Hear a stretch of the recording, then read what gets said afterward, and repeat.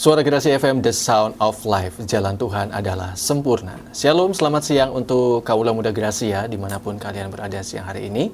Senang sekali saya Rinto bisa kembali menjumpai kalian siang hari ini di program Young and Fresh, edisi hari Sabtu tanggal 29 November 2025. Dan buat kalian juga yang saat ini menyaksikan di YouTube channel Suara Gerasi ya, selamat menyaksikan program ini. Saya berharap bahwa program Young and Fresh saat ini boleh memberkati kalian semua. Dan saat ini ada Kak Gideon Alfred yang akan membagikan renungan firman Tuhan.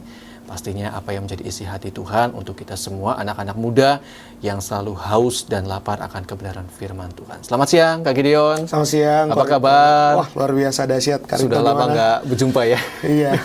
Lagi sibuk apa nih sekarang? Sibukin diri. Ya, sibuk seperti biasa, ada beberapa pelayanan, apalagi sudah mulai menuju Natal ya.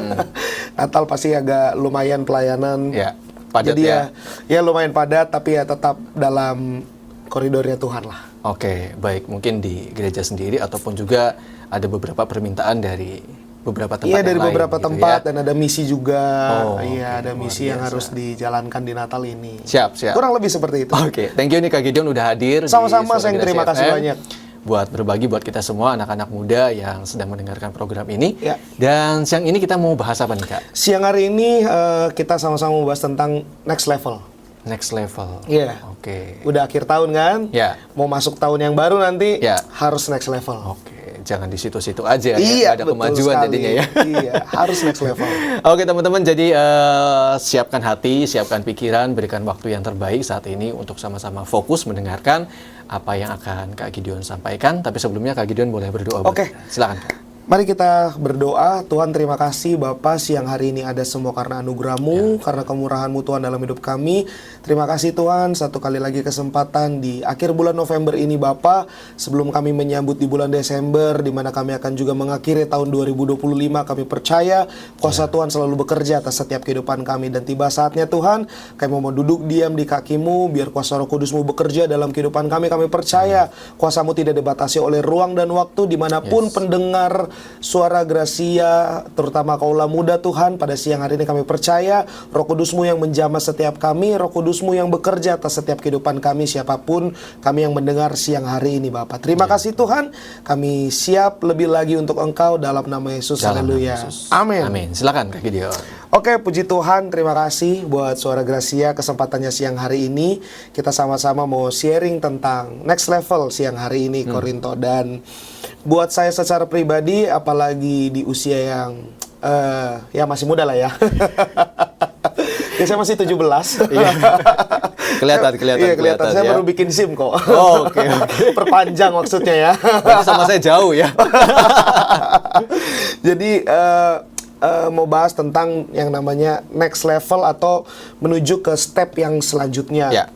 Nah, banyak mungkin yang kita belum sadar dan belum mengerti bahwa untuk next level kan berarti kita harus meninggalkan jejak atau perjalanan yang sebelumnya sudah terjadi. Betul. Nah, ternyata yang menjadi penghambat next level itu adalah ketika kita belum menyelesaikan atau belum meninggalkan sesuatu itu gitu ya, Nggak ada move di on belakang. ya, berarti ya? Belum move on, betul sekali. Jadi ada hal-hal yang ternyata yang sebenarnya membuat kita sulit untuk maju itu adalah dua pilihan. Pertama, ternyata kita masih di belakang, masih melihat di belakang. Kedua, stuck di situ-situ aja. Jadi kan nggak progres, nggak bisa menuju kepada gimana kita mau next level kalau kita nggak mau next journey gitu, ke step yang selanjutnya, ke perjalanan yang selanjutnya. Makanya kalau firman Tuhan berkata itu, Rasul Paulus mengajarkan di Filipi 3 ayat 13-14, dia mengatakan bahwa saudara-saudara, aku sendiri tidak menganggap bahwa aku telah menangkapnya, tetapi ini yang kulakukan, aku melupakan apa yang telah di belakangku dan mengarahkan diri kepada apa yang di hadapanku dan berlari. Berlari-lari kepada tujuan untuk memperoleh hadiah, yaitu panggilan sorgawi dari Allah dalam Kristus Yesus. Jadi Rasul Paulus aja ada satu ini, kalau bahasa anak muda, greget gitu. Ada satu greget dalam dirinya sendiri waktu itu dia ngomong kepada jemaat yang ada di Filipi, gua nih nggak nganggap bahwa gua udah gitu loh. gua nih jadi Rasul Paulus tuh nggak puas di satu titik untuk mengikut Tuhan. Tapi ada satu hal yang membuat dia next level, yaitu satu greget yang aku nih terus berusaha untuk melupakan apa yang ada di belakang. Melupakan apa yang ada apa yang pernah terjadi, apa yang mungkin hal-hal yang gak enak yang pernah terjadi, ataupun mungkin bahkan berkat Tuhan yang pernah terjadi, pencapaian yang pernah terjadi. Dia gak puas di situ. Untuk dia mengikut Tuhan, benar-benar dia mengarahkan diri kepada apa yang ada di hadapan. Apa yang ada di hadapannya dia selain Tuhan Yesus. Makanya yang dia kejar untuk mengikut Tuhan itu adalah bukan hadiah duniawi. Bukan hadiah yang bagaimana, oh kalau saya ikut Tuhan, pasti saya diberkati. Omset saya naik. Atau enggak, mujizat, kesembuhan, segala macam. Itu sudah pasti. Tapi ada yang lebih krusial lagi, ada yang lebih esensi lagi, bahwa panggilan sorgawi. Dalam Allah, dalam Kristus Yesus, dari Allah dalam Kristus Yesus. Jadi benar-benar dia mengarahkan dirinya tuh ya kepada panggilan sorgawi itu. Apalagi sih selain mahkota kehidupan yang benar-benar dia kejar dalam kehidupannya, yaitu perkenanan Tuhan dalam hidupnya. Bagaimana, kenapa Rasul Paulus tulis hal ini, surat ini, dan kenapa dia ngomong kepada jemaat di Filipi? Ya ini karena gak ada satu manusia pun yang tidak pernah luput dalam yang namanya kesalahan. Tapi bukan berarti dia harus hidup dalam kesalahan itu. Tapi yang dilakukan adalah yaitu yang tadi Korinto bilang, move on. Lu harus move on gitu loh. Lupain, arahin apa yang ada di hadapan. Artinya apa kalau lupain apa? Bukan hanya lupain apa yang lu pernah bikin, tapi lupain orang mau ngomong apa, hal-hal yang mungkin menggerogoti hidupmu sehingga kamu susah untuk next level, itu lupain. Udah, hadapkan diri aja sama apa yang udah Tuhan kasih, sama apa yang destininya Tuhan dalam kehidupanmu, arahkan ke situ gitu loh. Panggilan sorgawi itu apa? Yaitu hadiah yang benar-benar yang Tuhan mau kasih dalam kehidupanmu. Apalagi kan kita mau masuk Natal. Natal identik dengan pohon Natal. Pohon Natal, ada kado Natal. Kita nih sedang bergumul apa nih dalam kehidupan kita. Ini bukan berarti kayak, oh berarti gue gak boleh, sebagai anak muda kayaknya gak boleh minta sesuatu dong. Boleh. Kita ini anak. Balik lagi, kita ini identitasnya anak. Dia tuh Bapa. Tuhan Yesus gitu. Kita nih anak, boleh. Terserah. Tapi harus sesuai dengan kapasitasnya juga. Contoh, kalau misalkan saya hari ini berdoa, saya minta Ferrari. Atau enggak Lamborghini, mobil-mobil yang supercar lah ya. Saya juga udah ngukur diri saya, nggak mungkin dikasih. Nggak mungkin dikasih, teman-teman. Serius, walaupun garasinya muat, ataupun mungkin nggak muat, tapi kayaknya belum tentu dikasih deh. Karena ada tanda tanyanya. Buat apa? Kalau mungkin saya ini seorang pembalap F1, ya mungkin masih bisa dikasih. Untuk apa? Endorse, untuk menerima apa segala macam. Karena kapasitasnya ada di situ. Kalau saya ini seorang pelayan Tuhan, tiba-tiba dikasih Ferrari 2 pintu, harga 50 miliar aja misalkan, saya bisa nggak melayani lagi besoknya? Jalan-jalan terus pakai Ferrari. Udah morning ride aja. Jadi udah bukan Sunday worship, jadi Sun Mori.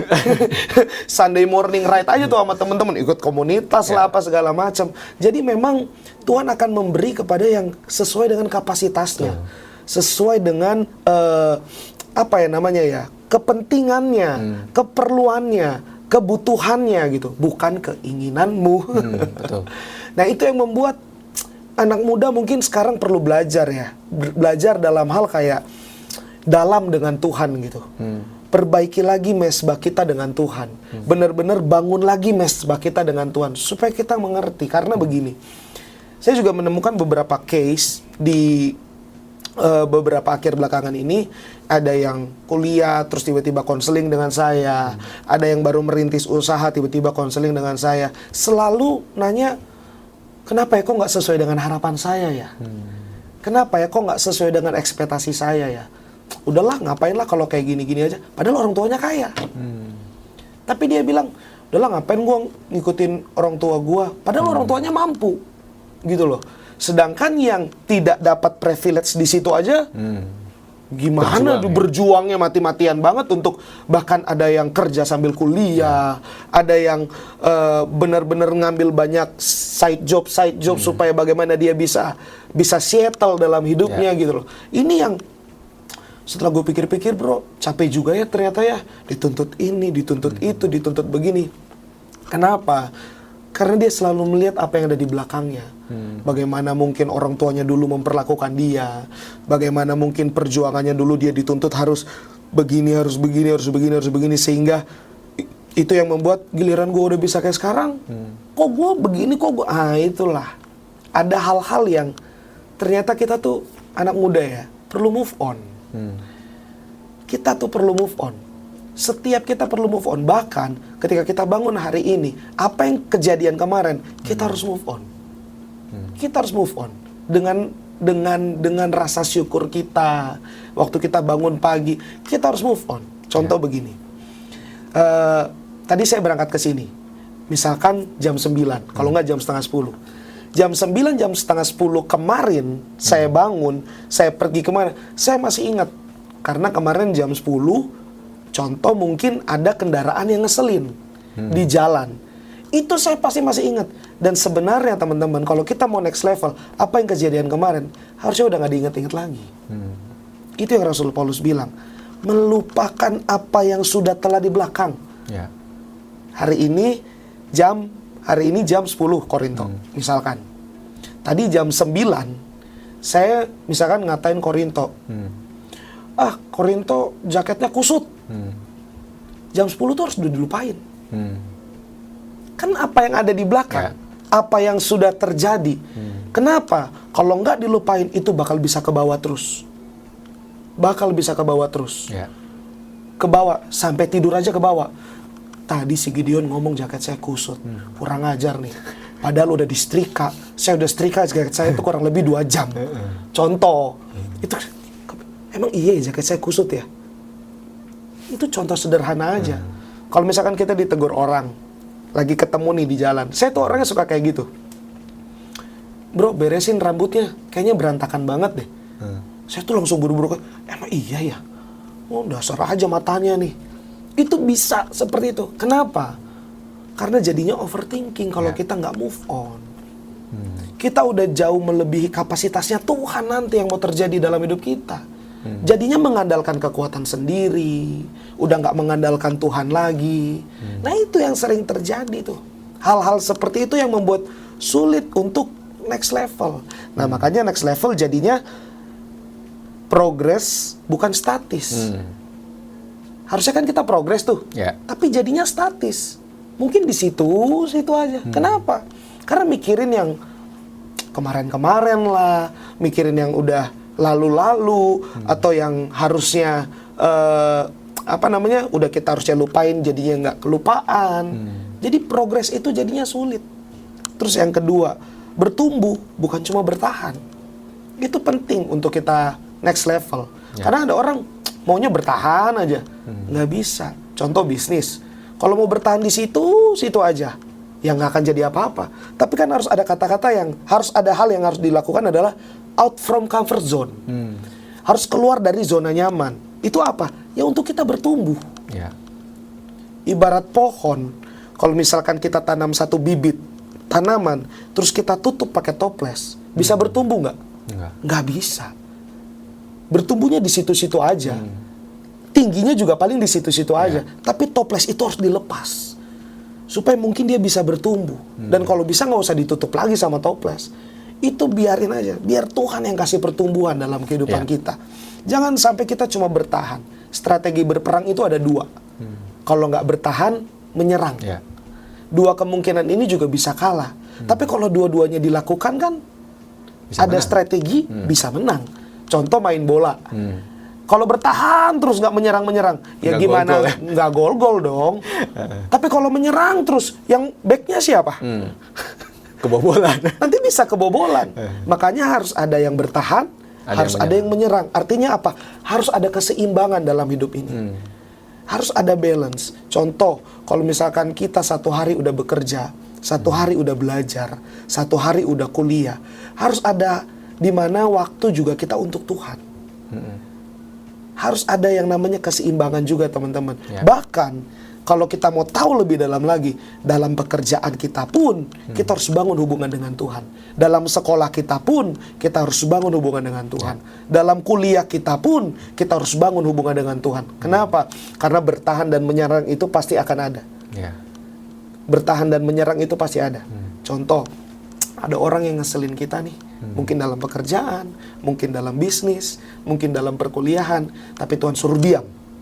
Artinya apa? Menyerang apa bertahan? Bertahan. Bertahan. Bertahan dalam hadirat Tuhan. Terus misalkan kita diperhadapkan dalam satu hal. Korinto, saya butuh tolong, minta tolong dong. Saya mau didoakan. Bertahan apa menyerang? Menyerang.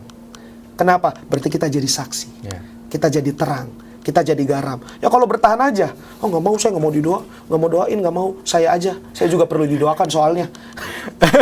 Terus tiba-tiba ada serangan ya modal. Sama kalau orang, kalau menyerang aja. Ya mana nih, ini. Terus dianya ternyata nggak nge-charge. Ya. Dia nggak nge-charge. Rapuh ya. Ya rapuh lama-lama. Itu sama aja orang yang ketawa padahal isinya galau semua tuh. Rapuh juga tuh. Menyembunyikan di balik topeng semua tuh. Ya harus ada yang bertahan, harus ada yang menyerang. Sama seperti bangsa Israel juga. Dipanggil bukan hanya keluar dari Mesir, tetapi masuk ke tanah perjanjian. Masuk ke tanah perjanjian. Jadi bangsa Israel waktu itu kan bukan cuma, oh kamu keluar dari Mesir. Enggak. Tuhan nggak janji keluar dari Mesir. Tuhan janji masuk ke tanah perjanjian di Ulangan 6 ayat 23 itu. Itu Korinto. Oke. Nah, tapi gini ya, Kak Gideon ya. Kadang untuk apalagi anak-anak muda yang emosinya masih cukup. Ya, menggebu-gebu lah. Gebu-gebu gitu ya. Iya, betul. Langkah apa aja sih Kak untuk kita tuh bisa mempraktekkan ya hidup yang move on gitu. Kadang memang ada orang-orang yang menyakiti baik secara perkataan, perbuatan, sikap gitu kan. Dan itu kadang susah buat kita tuh move on. Betul. Nah, langkah-langkahnya nih gimana Kak? Kalau saya ada 2 tips yang saya selalu ngobrol sama teman-teman ketika teman-teman mungkin merasakan hal yang tadi Korinto tanyain ya.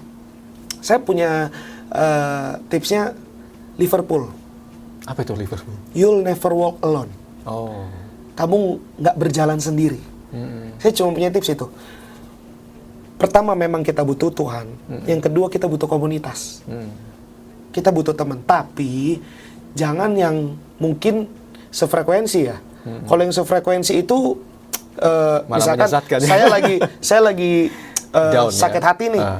Korinto juga ternyata lagi sakit hati. Ya sefrekuensi dong. Terus saya lagi cerita, kok saya lagi sakit hati nih. Ya Korinto juga bilang, sama nih bro. Ya sefrekuensi. nggak jadi apa-apa dong. Nah makanya harus yang kita bisa lihat, mungkin juga kita butuh yang lebih dewasa. Secara kerohanian, secara pemikiran, kita butuh yang lebih dewasa. Jadi perlu diingat, kita tuh nggak berjalan sendiri. Itu yang membuat sekarang, di tahun 2025, riset di Indonesia meriset bahwa sudah mulai banyak anak muda yang melakukan percobaan bunuh diri dan bahkan bunuh diri. Dan itu ada juga risetnya berapa gitu persentasenya di orang-orang Kristen. Saya nggak bisa menyalahkan A, B, C, D-nya juga. Tapi ya kita perlu aware teman-teman. Nah yang kedua tuh aware atau nggak sadar. Kalau kita sadar, contoh begini. Kok tolong dong, tangan saya luka. Apa yang bakal Korinto kasih ke saya? Obat. Obat merah. Terus supaya perban. Jangan sampai luka itu makin parah. Betul nggak? Tapi kalau misalkan saya lagi luka parah, terus Korinto bilang, bro itu lu lagi luka. Enggak kok. Itu sakit bro, lukanya. Enggak, mana orang nggak ada luka, nggak sakit. Padahal kesakitan. Padahal lagi sakit. Nah kita tuh kadang perlu aware. Ada satu kesadaran dan yang ketika disadarkan kita harus bisa terima. Kadang anak muda udah disadarin nggak terima. Kata-kata andalannya dari dulu sampai sekarang yang selalu saya dengar adalah, kan lu nggak ngerasain apa yang gua rasain bro. Ya setiap orang juga punya porsinya beda-beda. Yang Tuhan berikan, yang kamu buat juga dalam kehidupanmu, itu beda-beda. Tapi ketika kita disadarkan, ya kita harus terima itu. Supaya sembuh. Saya sakit batuk, gak mau ke dokter, gak mau minum obat, ya gimana mau sembuh? Gimana mau sembuh? Padahal dokter bilang, ini obatnya ini begini. Gimana mau sembuh? Minumnya es terus, ya tidak akan terjadi kesembuhan. Ya. Itu. Oke, jadi memang komunitas dan aware itu sangat penting. Betul, ya. Jadi, betul. buat teman-teman yang mungkin saat ini sedang merasakan hal yang cukup tidak baik di dalam diri kalian, nah ini yang paling penting, jangan pernah keluar dari komunitas dan jangan sefrekuensi ya. Nah, itu dia. Komunitasnya kalau yang sefrekuensi sama-sama orang sakit hati, sama-sama orang yang lagi menyimpan sampah dalam dirinya ya, kalian nggak akan move on, nggak akan bisa keluar dari zona itu gitu kan. Tapi cari orang yang memang lebih dewasa. Lebih dewasa, betul. Ya, dan orang-orang yang lebih dewasa saya rasa ya kita memang harus temukan itu di komunitas rohani. Iya, betul. Gitu. Kalau di luar itu saya nggak tahu ya. Ya mungkin kayak misalkan di gereja teman-teman ada kakak rohani, ada youth leader, ada youth pastor, atau mungkin bapak ibu gembala, atau mungkin di gerejanya disediakan tentang ruang konseling, ada di situ yang bisa jadi teman curhat, teman ngobrol kita, itu bisa nggak jadi masalah. Dan jangan pernah malu untuk terbuka. Ya. Mengakui ya, jujur ya. Jangan pernah malu untuk terbuka. Ada yang saya kesel sama orang tua. Nah, saya tunggu-tunggu di momennya di mana nih. Kan nggak ada sesuatu yang terjadi tanpa alasan, suatu alasan. Pasti kan ada alasannya. Saya jengkel nih sama orang tua saya nih. Saya udah nyuci piring, saya udah nyuci baju, saya udah bersih-bersih rumah, tetap aja dimarahin. Tetap aja ini. Saya tanya, kenapa kok bisa begitu? Saya juga nggak ngerti. Nah, apalagi saya. Bener nggak? Apalagi saya.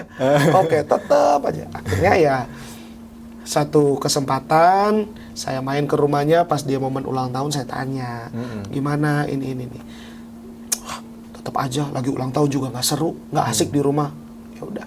Orang tuanya pas minta tolong ke dia, kamu tolong ke salah satu supermarket, kamu beliin ini dong, ada tamu masa nggak enak. Akhirnya dia pergi, berangkatlah. Nah, di situ kesempatan saya untuk tanya sama orang tuanya. Saya tanya begini, Tante, Om, kalau si A ini di rumah gimana sih? Rajin banget. Tapi tuh, kalau habis nyapu, habis ngepel, habis nyuci, di kamar seharian.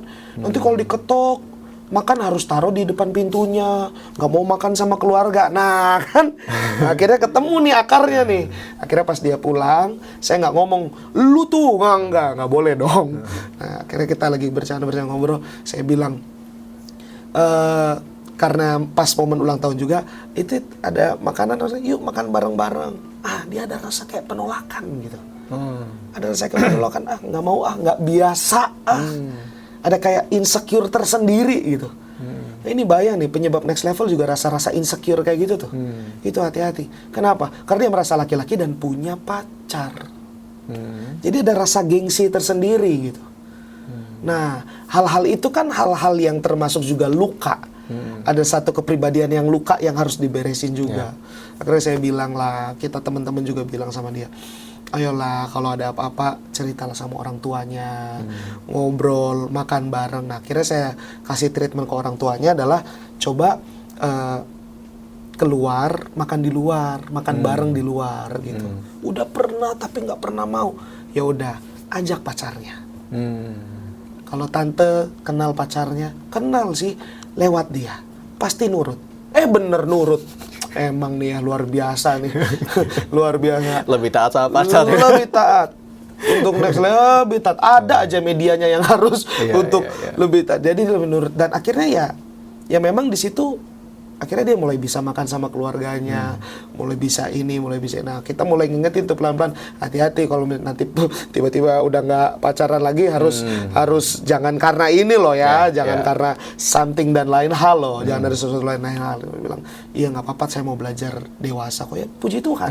Tapi kan semuanya di awal dari dia mau berani terbuka tentang, saya jengkel nih orang. Jangan pernah malu untuk terbuka. Makanya cari orang yang bisa dipercaya.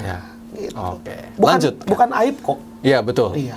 Justru awal pemulihan itu kan memang harus keterbukaan dulu ya. Bukan aib kok. Karena sesuatu hal yang seperti itu juga siapa sih manusia yang nggak pernah luput dari namanya kesalahan, bener nggak sih? Jadi bukan aib hal-hal seperti itu. Jadi ada orang nggak mau, takut aib, malu. Bukan aib. Justru itu berkat besar buat hidup kita. Amin. Gitu. Amin. Lanjut Kak. Oke. Yang selanjutnya. Bagaimana next level itu juga teman-teman yang perlu kita sadar dan perlu kita ketahui. Gimana kita bisa next level juga, yaitu tadi kita udah bahas ya, restorasi. Kita harus bisa merestorasi kehidupan kita juga.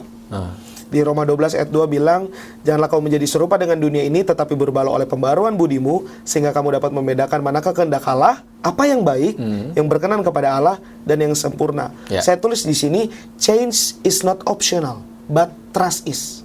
Jadi perubahan itu bukan hanya pilihan atau opsi, tapi kepercayaan. Kamu berubah itu bukan karena pilihan, tapi benar-benar karena kamu percaya sama Tuhan. Benar-benar kamu percaya sama pemulihannya Tuhan. Benar-benar kamu percaya sama kasih karunia-Nya Tuhan. Benar-benar kamu percaya bahwa Tuhan itu benar-benar ada dalam kehidupan kamu. Nah, itu gimana caranya supaya kita bisa percaya dengan hal itu? Firman Tuhannya bilang, berubahlah oleh pembaharuan budimu. Yang pertama, untuk kita bisa next level, understanding, pengertian kita. Jangan sama kayak yang kemarin-kemarin gitu. Harus ada mengalami yang namanya perubahan. Harus terus mengalami yang namanya restorasi. Supaya apa? Sederhana, kita bisa membedakan apa yang baik, yang berkenan kepada Allah, dan yang sempurna.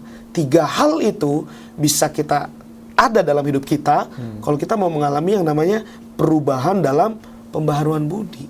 Jangan sampai mungkin kita seringkali misunderstanding ya. Misunderstanding dengan Tuhan. Sebenarnya Tuhan maunya gini, tapi kita maunya begini. Jadi nggak ketemu tuh jalannya tuh. Makanya orang banyak bilang, mana sih jalannya Tuhan? Ya kita punya pengertian kita sendiri soalnya. Kita punya kekuatan kita sendiri soalnya. Makanya Rasul Paulus bilang, bukan aku lagi yang hidup, tapi Kristus yang hidup dalam aku. Artinya apa? Gideonnya ini harus mati. Bukan mati fisik ya. Jangan mati enggak. Bukan mati fisik, tapi egonya, harga dirinya. Itu memang harus mati supaya apa? Kuasa Kristus, pribadi Kristus itu yang hidup. Nah, di situ kita benar-benar bisa mengalami yang namanya pembaharuan budi. Kalau misalkan Gideonnya masih hidup, egonya masih muncul, waduh itu luar biasa. Makanya salib terbesar dalam hidup kita adalah diri kita sendiri. Diri kita sendiri. Kenapa banyak orang nggak bisa mengampuni? Kenapa banyak orang nggak bisa mengasihi? Karena dirinya begitu besar. Karena ini kalau saya belajar, saya punya istilah itu adalah monster dalam diri sendiri. Itu diri sendirinya yang begitu besar, teman-teman. Apalagi anak muda. Yang tadi kita udah bahas di awal, yang emosinya membara-bara, itunya menggebu-gebu lah ya. Itu kan egonya lagi tinggi-tingginya. Iya, kalau kata lagu kan darah muda, darahnya para remaja kan. Itu kan lagi bener-bener itu teman-teman. Makanya dari muda, dari kalian mengalami yang namanya akil balik, dari kalian yang duduk di bangku SMA, di bangku SMP, yang sudah mulai mengerti tentang hal yang dewasa, dimulai dari situ, serahkan hidup kalian sungguh-sungguh di dalam tangan Tuhan. Serahkan sungguh-sungguh dalam Tuhan. Kalau sudah mulai masuk pelayananlah sungguh-sungguh. Kalau memang kalian sudah masuk dalam yang namanya komunitas, berkomunitaslah sungguh-sungguh. Kalau kalian dengan keluarga sudah masuk ibadahlah sungguh-sungguh. Supaya apa? Capek lo mengandalkan kekuatan sendiri itu. Apalagi di masa muda. Serius, capek sekali. Saya kalau boleh sharing sedikit ya. Saya juga salah satu orang yang terlalu pintar, menganggap diri terlalu pintar. Orang yang menganggap dirinya terlalu pintar sampai kayaknya bisa mengalahkan Tuhan, itu adalah orang yang paling bodoh sedunia. Saya pernah ada di fase itu. Ketika saya mulai merasakan, kayaknya tangan Tuhan bekerja nih. Kayaknya bukan ini, kayaknya yang ini, kayaknya ini. Udah mulai lebih pintar gitu sama Tuhan. Maksudnya gimana sih, Kak? Udah nggak bawa Tuhan lagi dalam segala aspek hidupmu. Udah nggak mulai tanya Tuhan lagi dalam segala aspek hidupmu. Udah mulai nggak berdoa lagi dalam segala aspek hidupmu. Pokoknya doa sih, tapi aku. Apalagi mulai masa kuliah. Masa kuliah selesai, udah mulai bekerja. Tiba-tiba punya side job. Ada bisnis tambahan ini. Dan menguntungkan. Udah mulai aku. Tuhan berkati Tuhan. Tuhan tolong Tuhan. Tuhan tolong Tuhan. Sampai kita nggak punya space untuk Tuhan. Apa yang mau kau lakukan untuk aku lakukan Tuhan? Itu next level. Maksudnya apa sih Kak? Itu yang Tuhan ajarkan juga teman-teman. Biarlah kehendakmu yang jadi, bukan kehendakku. Ya. Salah satu keberhasilan dalam anak muda adalah bagaimana dimulai dari hari ini. Udah bukan lagi tentang Gideon, udah bukan lagi tentang aku, tapi semuanya tentang Tuhan. Ketika kau ibadah di gereja, kau mengangkat tangan, kau menyembah Tuhan, itu sebenarnya bukan lagi tentang dirimu, tapi itu semuanya tentang Tuhan dalam dirimu. Jadi ada satu restorasi yang kita harus alami dalam hidup kita, dan yang harus kita mengerti dimulai dari understanding kita, supaya kita 80% anak muda datang ke gereja. Saya tanya di setiap ibadah anak muda, siapa yang udah mulai bosan dengan ibadah? 80% angkat tangan. Bener, 80% angkat tangan. Saya tanya, siapa yang udah mulai malas dengan dengar firman? 80% pasti angkat tangan. Saya bilang, udah jujur-jujuran aja. Saya juga pernah ada di fase itu. Saya nggak bohong, saya juga nggak munafik saya ngomong. Saya juga pernah ada di fase yang kayak, aduh Tuhan, gimana ya? Aduh Tuhan, bahkan sampai Tuhan tuh ada nggak ya? Itu adalah hal terbodoh dalam hidup saya. Itu adalah hal yang paling konyol dalam hidup saya di masa muda saya waktu itu. Dan semuanya angkat tangan. Kenapa? Karena benar-benar ginilah teman-teman. Kenapa restorasi itu harus ada dalam hidup kita? Supaya kita bisa mengalami yang namanya perjumpaan pribadi dengan Tuhan secara nyata setiap hari. Bukan hanya di gereja. Kalian datang ibadah itu cuma 2 jam. Dan itu pun mungkin seminggu 1 kali. Tapi selebihnya adalah bagaimana hidup kita sendiri dengan Tuhan. Setiap hari kita bangun mesbah, kita bangun hubungan kita. Kita bangun terus hadirat Tuhan dalam kehidupan kita. Mungkin banyak yang bilang, udah bosen lah dengar hal seperti ini. Gimana sih, bagaimana? Cobalah mulai kita lakukan itu dalam kehidupan kita. Coba. Mulai lakukan itu dalam kehidupan kita. Dan lihat apa yang bakal terjadi dalam kehidupanmu. Kalau kita mau melihat sesuatu yang berbeda, kita juga harus bisa melakukan sesuatu yang berbeda dong. Apa yang firman Tuhan ajarkan, betul nggak? Kalau kita mau melihat sesuatu yang berbeda, kita harus bisa melakukan sesuatu yang berbeda. Kalau gitu-gitu aja, kalau statis terus, kalau misalkan stuck, udahlah ngapain sih? Ya kamu akan merasakan hidupmu gitu-gitu aja. Tapi enggak kok Kak, saya lihat teman-teman saya malah biasa-biasa aja diberkati Tuhan. Periksa batinnya itu kosong. Periksa batinnya itu. Periksa keindahan percintaan akan dunia ini akan hilang, akan tergantikan oleh keindahan akan Tuhan. Kalau udah menemukan keindahan akan Tuhan, kita bisa melakukan sesuatu yang berbeda. Kita juga bisa melihat ada sesuatu yang berbeda terjadi dalam hidup kita. Banyak orang, banyak anak muda menginginkan keluarganya pulih. Banyak anak muda yang menginginkan bagaimana juga orang tuanya pulih. Banyak mungkin sekarang ada yang namanya kan sekarang ada aja ya, generasi sandwich lah, generasi micin lah, Gen Z lah, Gen Alpha lah, Gen apalah segala macam. Dilepas dari semua itu, gen kita satu, kerajaan Allah. Gen kita satu, kerajaan sorga. Berarti kita bagaimana hidup sesuai dengan tatanan kerajaan sorga dalam kehidupan kita. Dilepas dari semua itu, saya percaya setiap anak muda dimanapun yang berada, dimanapun yang mendengarkan ini semua, ketika kita mau restorasi kehidupan kita, kita lakukan sesuatu yang berbeda. Tadinya mungkin yang gak berdoa jadi berdoa, yang gak baca firman jadi baca firman. Oh saya berdoa kok Kak, oh yang 5 menit jadi 15 menit, yang 30 menit jadi 1 jam. Terus lakukan sesuatu yang berbeda untuk Tuhan. Hasilnya pasti jauh lebih berbeda buat hidup kita. Itu kok yang saya rasakan dalam hidup kita teman-teman. Siapa sih yang di hidup ini gak pernah terpuruk? Semua pasti pernah terpuruk. Semua pasti pernah mengalami yang namanya titik terendah dalam hidupnya. Tapi apalagi yang harus kita lakukan selain bangkit? Apalagi yang kita lakukan selain sadar? Apalagi yang kita lakukan untuk selain, oh iya ya Tuhan, kita tuh masih punya Tuhan. Jangan konyol, jangan berpikir, udahlah inilah. Jangan. Kita masih punya Tuhan. Kenapa? Karena cuma Tuhan Yesus yang sanggup. Amin. Itu juga yang saya rasakan dalam kehidupan saya. Makanya saya katakan di next level itu sama aja next battle. Jadi level yang baru ada tantangan yang baru. Pasti. New level, new enemy. Jadi ketika teman-teman udah next level, jangan bawa, wah haleluya, puji Tuhan. ada next battle yang harus kita alami juga. Supaya apa? Supaya kita next level lagi. Terus gimana Kak caranya next level? Lakukan sesuatu yang berbeda lagi. Udah Kak, ini doanya udah sampai 2 jam nih, bener nggak? Bener nggak? Saya ngomong begini. Siapa yang berdoa 15 menit? 15 menit. Siapa yang berdoanya setengah jam? Setengah jam. Siapa yang drakornya 2 jam? 2 jam. Siapa yang nonton filmnya berseri-seris sampai setengah jam? Gak ada yang angkat tangan. 15 menit nonton film? Gak ada yang angkat tangan. 3 jam? Ada yang angkat tangan. Nah, waktu kita nonton aja lebih banyak daripada waktu kita untuk Tuhan. Gimana kita mau kuat? Harusnya waktu kita untuk Tuhan yang lebih banyak daripada waktu kita untuk nonton. Itu contoh sederhananya aja.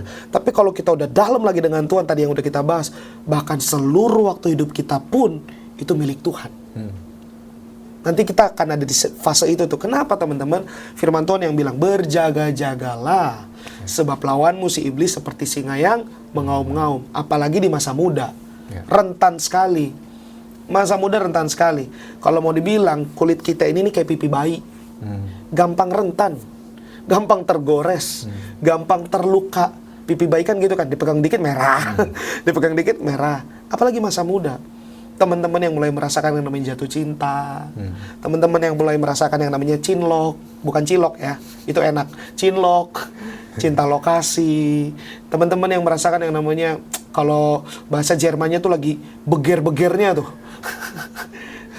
Lagi on fire-nya, di mana baru akil balik mungkin apa segala macam. Aduh, baru ada di fase-fase itu tuh mungkin teman-teman yang mendengarkan itu, tantangannya lebih berat itu.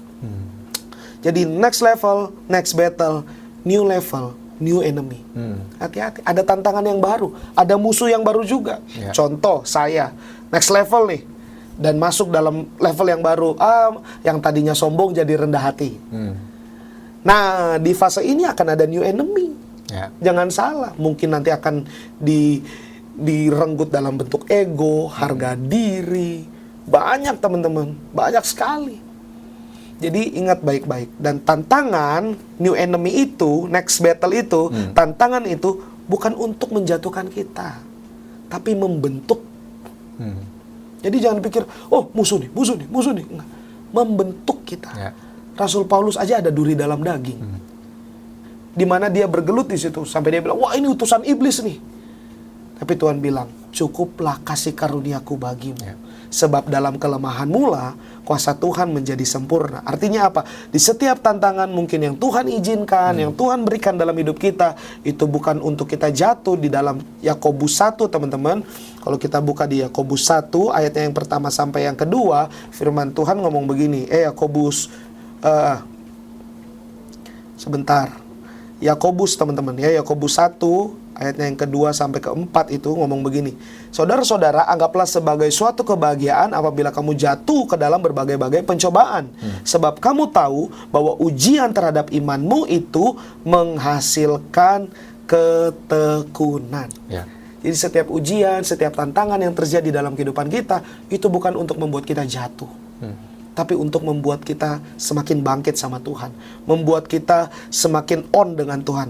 Lebih membentuk kehidupan kita lagi. Begitu Korinto. Amin. Thank you banget nih Kak Gideon udah berbagi ya buat kita semua siang hari ini. Dan kita percaya teman-teman bahwa kalian yang mungkin saat ini sedang mengalami keterpurukan, nggak bisa move on dengan masa lalu, ya kan? Atau bahkan mungkin ada yang terikat dengan dosa masa lalu juga. Dan seringkali itu iblis bermainnya di situ, gitu. Kamu nggak akan bisa pernah maju, kamu nggak akan pernah bisa berubah, kamu nggak akan pernah bisa pelayanan, nggak akan bisa melayani Tuhan. Karena apa? Karena kamu orang berdosa, kamu nggak layak. Nah, seringkali anak-anak muda juga terperangkap di situ, kan? Nah, jadi mungkin dengan firman Tuhan yang sudah dibagikan siang hari ini sama Kak Gideon, teman-teman, ayo move on. Punya komunitas, punya kakak rohani, kakak pembimbing, ya kan, berjalan bersama Tuhan. Amin. Liverpool. Kamu tidak berjalan sendirian. Ya? Walaupun belum megang piala BPL. Iya. Jadi pastikan bahwa kalian tetap memiliki passion, semangat untuk bisa terus maju, bertumbuh ya kan, dan hidup kalian berbuah bagi kemuliaan. Betul, dan itu tadi yang Korinto bilang benar juga tuh. Satu reminder juga yang namanya intimidasi. Oh, intimidasi itu bahaya sekali. Dimana mungkin kita udah ditambah, kita diisi dengan kamu nggak layak ini. Circle kita juga kayak gitu.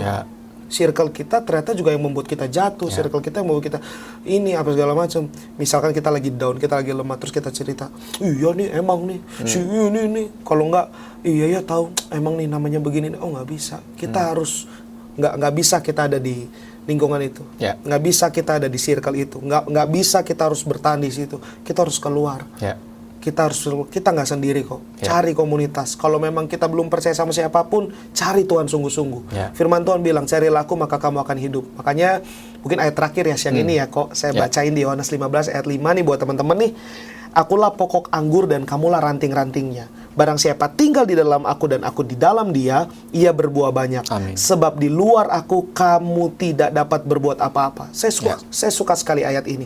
Waktu Tuhan bilang di luar aku kamu tidak dapat berbuat apa-apa. Waktu saya mengalami titik terendah, waktu saya mengalami kejatuhan, fase-fase yang gak enak dalam hidup saya malah mencari cara yang namanya jalan alternatif. Saya banyak cari jalan pintas, gimana ya, mana yang bisa bantu saya, mana yang bisa tolong saya, mana yang bisa save saya, mana yang bisa ini, mana yang bisa mengerti saya. Ternyata itu semua hasilnya nihil.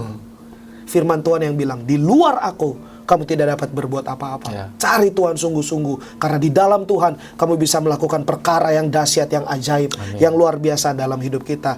Gak usah takut. Next level, next battle, next victory. Ada level yang baru, ada tantangan yang baru, ada kemenangan yang baru.